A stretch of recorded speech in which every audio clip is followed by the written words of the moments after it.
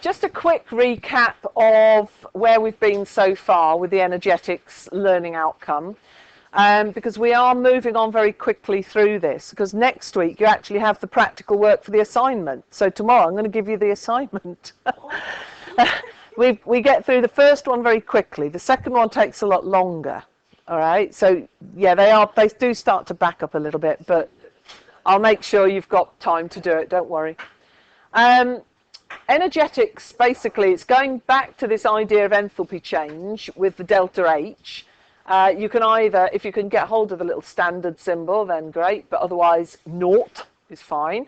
So delta H naught or delta H 0, but what we're looking at now is practical measurements. So we have to have kilojoules per mole at the end. So we have to be able to work out the kilojoules that are exchanged in a process, work out the number of moles, and then we can work from there. So moles of reactants, now for the thermometric titration last week, you did that. That was what you calculated at the end. And because it was a 1-to-1 ratio of reactants, you'd got 1.2 or 1.4 moles of reactants. So that we can use that one. That suddenly dawned on me. So the moles is fine, and then the heat energy transferred into or out of the water in the solutions. We've got this little equation, Q equals mc delta T. Q is the heat transferred. It's not the enthalpy change. M is the mass. Now the mass of solution that you had, of course, was 30 centimetre cubed of sodium hydroxide, wasn't it? Call that 30 grams because it's mostly water. And then whatever you ran in from the burette, which was about 21, something like that. So add those together and you've got the mass, haven't you? C is a constant and delta T is the change in temperature. All right, those who missed it, we'll give you some data. Have you got yours with you, Whitney? Yeah? Okay, you're in charge on that row then. Once you've worked out the heat that's transferred in that reaction, you can then work out the molar change. All right, this was our elaborate way of getting the units right. You then work out the molar change just by dividing that heat exchanged by the number of moles that were in your actual experiment, not the concentration. All right, you found it was something like, let's say, 1.4, but you didn't have 1.4 moles. Somewhere in your calculation, you've got to, somewhere you've worked out how many moles of the reactants there were. And of course, it was the same for both of them. All right, I'll come around and make sure we're okay on this. We looked at the idea of this simple calorimeter. You're going to do another one this afternoon that hopefully works quite nicely in preparation for the assignment ones. And the calculations that followed on, we just had some examples of how to work out an enthalpy change using volumes and, no, sorry, it wasn't volumes, masses, temperature changes.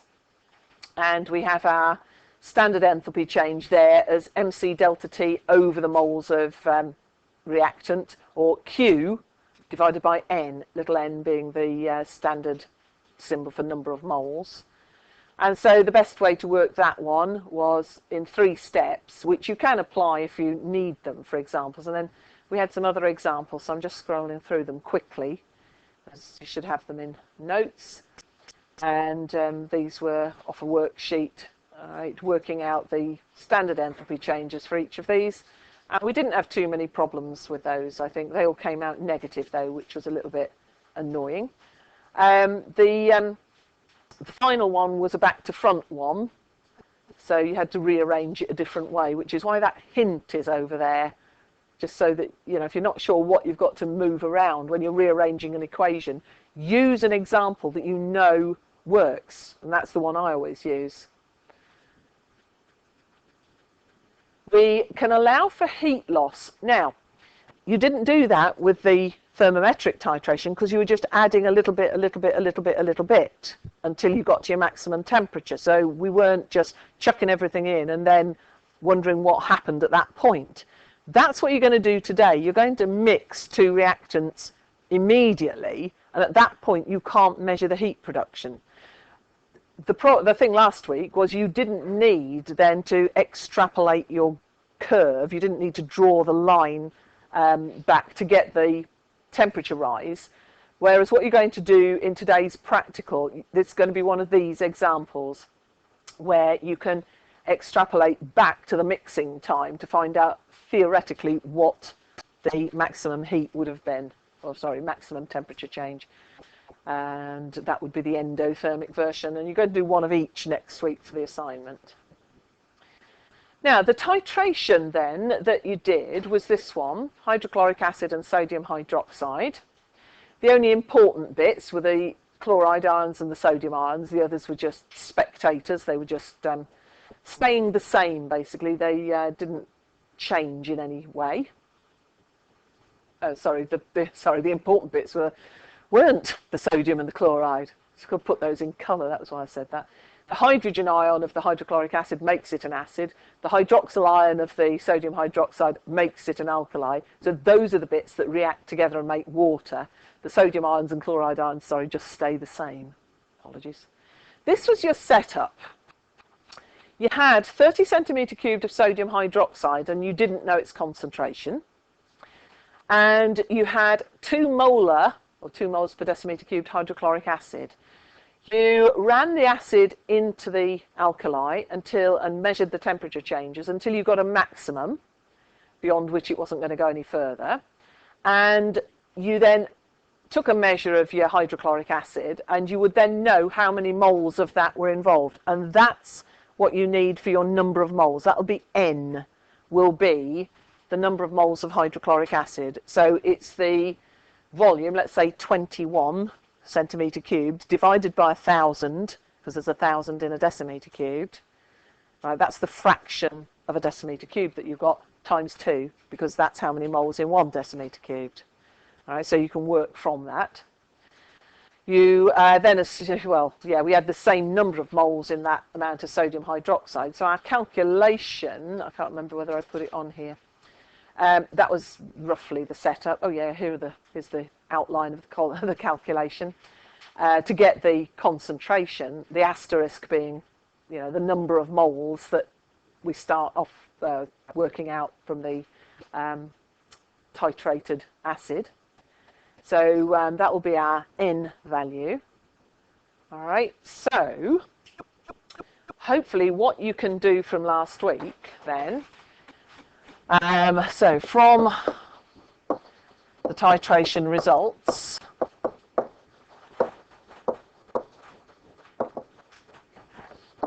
calculate enthalpy change of reaction, although this would be enthalpy change of neutralization actually. Okay, your first step is Q equals mc delta T. The mass is volume of acid plus volume of sodium hydroxide. So volume of HCl plus volume of NaOH. Because what I'm assuming is that it's just water. All right, the assumption here is that's water. And 1 centimetre cubed of water weighs 1 gram. All right, so we'll put that in grams. C, we know, is a constant, which is, what's C? Specific heat capacity of water is 4.18. That one, yeah. 4.18 joules per gram per Kelvin, yeah. The delta T is your temperature rise. It doesn't matter whether that's in kelvins or degrees C, because they are the same. All right, so you can work out Q. Then N is number of moles, and it doesn't matter whether you've got the hydrochloric acid or NaOH, because they were both the same, because they're 1 to 1. And then our calculation will be, our enthalpy change will be the heat produced, right, the Q calculation, divided by the N, the number of moles. Now, what would be quite interesting is there were two different types of result in the group. We had some people ended up with a concentration of 1.2, some people ended up with 1.4, so the number of moles you were using was different, and your temperature rise should have been slightly different. It'll be interesting because you should come out with the same standard enthalpy, shouldn't you? So we'll be able to make a comparison between the two types of result. All right, so I'm going to stop recording at that point while we see how they work out. Okay, if we have a look at this reaction, this practical calculation here, we have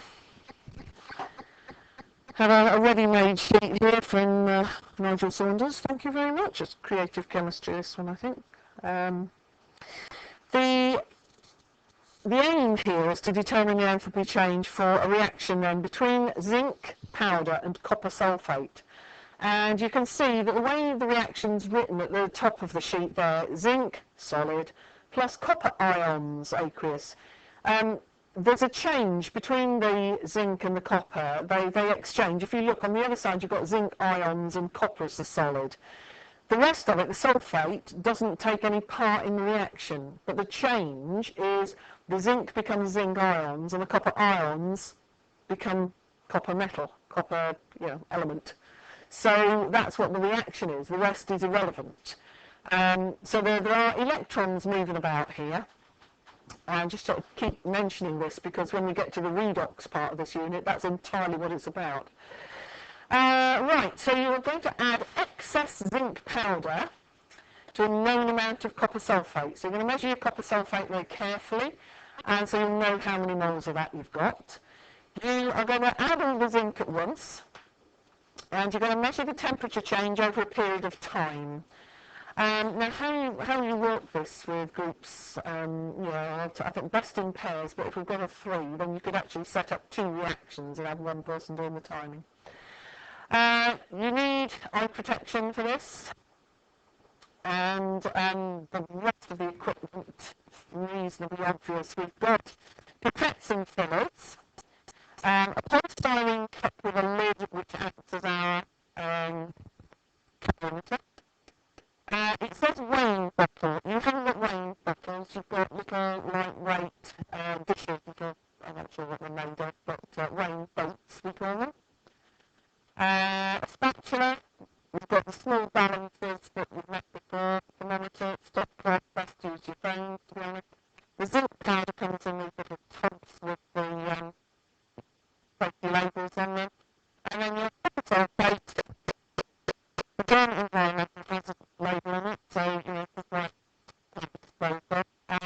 1 mole, well, if you're always used to put it at 1 mole for definitely 2 for concentration. So you're going to put it very carefully, 25 centimetres